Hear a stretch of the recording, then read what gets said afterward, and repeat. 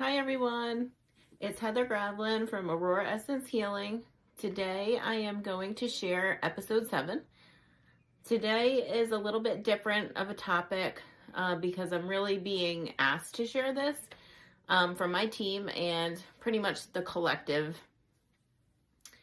I am going to go back still from my childhood to explain this. So my last episode explains up until like middle school. So this episode is going to be from, I want to say 7th and 8th grade into freshman year of high school. So at this time in my life, if you listen to my other videos, you can kind of understand that my life is kind of hectic. I move a lot. There's a lot of trauma. But during 7th and 8th grade year, there was even more trauma and even more moving around for me. I also had just started my menstrual cycle, so puberty was like fully roaring, and that's when the real intense interest in boys and relationships started coming up. So during that time, I really did not get what I would remember any significant amounts of communication. I was kind of almost like removed from that part of my brain almost. I was like focusing more on boys and things that I shouldn't have been focusing on that young, but I definitely aged mentally a lot faster than most kids, I would say. So I moved a lot, and 8th grade year into freshman high school, I started smoking cigarettes. At this time, I was about 12, 13 years old. I started drinking a lot, doing lots of partying activities that I shouldn't have been doing at a very young age. And I pretty much I was just wild. And I didn't get a lot of information at that time. I don't actually have a lot of memories at that time because I was probably over partying so much that I didn't remember most of the things that were going on. I know I was saved by my angels in a couple different occasions, drinking too much. But that's kind of like what this topic brought to me, is that for me personally now as an adult, I have decided to mostly live my life in sobriety. My main fact is that now, talking about mediumship specifically, if I drink alcohol, I do seem to get faster communication. It's a little fuzzy of communication.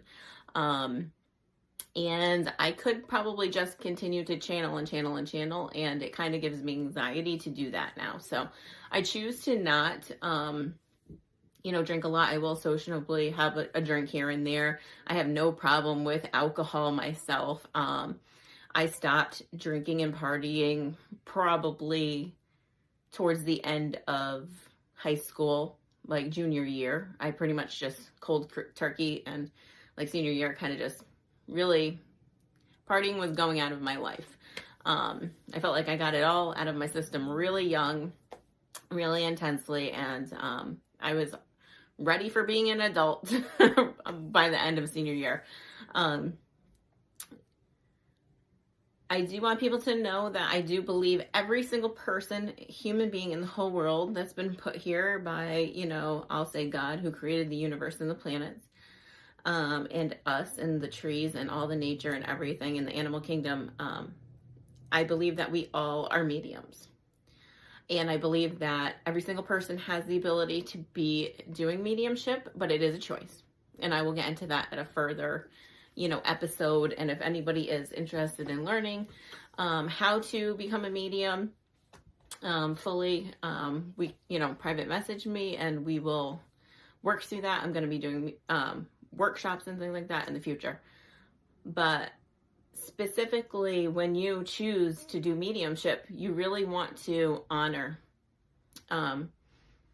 people's teams and their family and their ancestors and their guides. You want to honor the person that you're communicating with on the other side and the person in front of you. So you really kind of wanted, live more in that sober life. And yes, it can be fun to give messages at any time. I do, like to give them randomly to people if they want them. But I do try to more honor that sacred bond between people and their teams and messages. The other flip side of that is when if our body system is not clean and to our purest form, we sometimes have what is feeling like a disconnect from source, a disconnect from our higher self, our intuition, our gut feelings, our angels. And that's something that I'm not judging anyone at all on how you live your life. But if you do have some sort of addiction to any substance, whether it's, cigarettes, I'm all for plants, I'm a herbalist. I think marijuana has an amazing medical qualities about it. We use it for seizures. We use it for all sorts of things. Personally, I cannot smoke marijuana because I just will pass out. My heart races and I'm out of it. Or I get like auditory messages so much that it's absolutely too hard to deal with. So I do not smoke marijuana. I don't care if anyone does.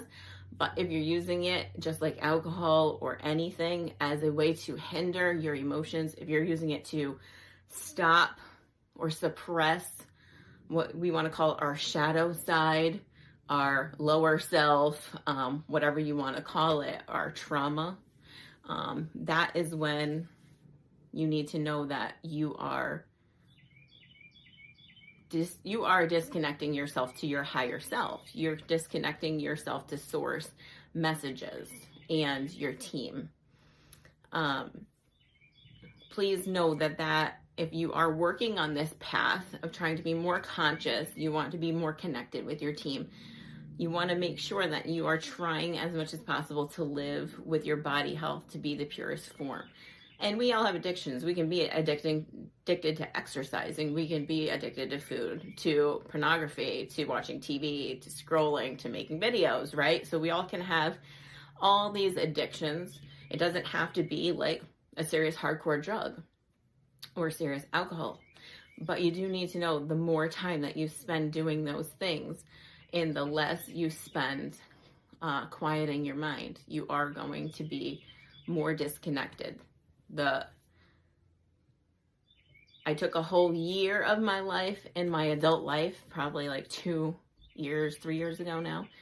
And I trained my brain on how to become, I want to say like a monk brain. Like the thought of doing this is like, I trained my brain to quiet and not say anything. And I would time myself to see how long I could do that. And I did it daily until I could work on that. And if anyone wants to talk about that process with me, please message me. We can go through that too. But this is like a part, I guess, of the coaching services that I offer to people because, like I said, I'm not judging anyone. You all can live your life however you want. But if this is the path that you want, or if you are working on your shadow self, if you're working on your trauma bonds, if you're working on all these things, these real inner deep things, and you want to change your life, personally for me, I have found that disconnects me. I do not hear, I do not see, I do not smell, I don't get my visions from my team and from, the heavens if I am not most of the time fully sober. So, like I said, during that time in puberty, right, when you have hormone disruptions, or I'll say if you have extreme fear, say you're a mostly sober person, right, and you have a lot of fear in your life, anxiety, stressors, financial stressors, anything really. If you've suffered a lot of trauma, sexual trauma, physical trauma, emotional trauma, and you're always in depression or sadness or anxiety, fear, judgment, if you're judging, if you have intrusive thoughts on your own mind, that is your soul saying you're disconnected from me, right? And those are really the things that we need to work on. So at that time of my life, I almost didn't get any messages. Like I said, one time I had alcohol poisoning. I passed out on a train track for hours. I don't know. But some in the snow. And, you know, I don't have to tell anybody these things, but I just figured that people need to really know that this is really serious. Like, your angels do intervene. I will talk about angels at another episode, but you living in this spiritual capacity is more of a choice, right? We all have free will. And that will probably be another one of my topics coming up soon. I'm not trying to make anyone feel less than or not good about themselves. I just want you to know that it does make the connection to your messages specifically. If you're always praying and you're asking for guidance, but you're not hearing, your team hears you every day. But if you're not hearing, you need to figure out why you're not hearing. So is it emotional? Is it the emotional and the trauma? Is it addiction? Is it lifestyle changes that you need to make? When things calm down, our vibration raises, and then we can hear more information.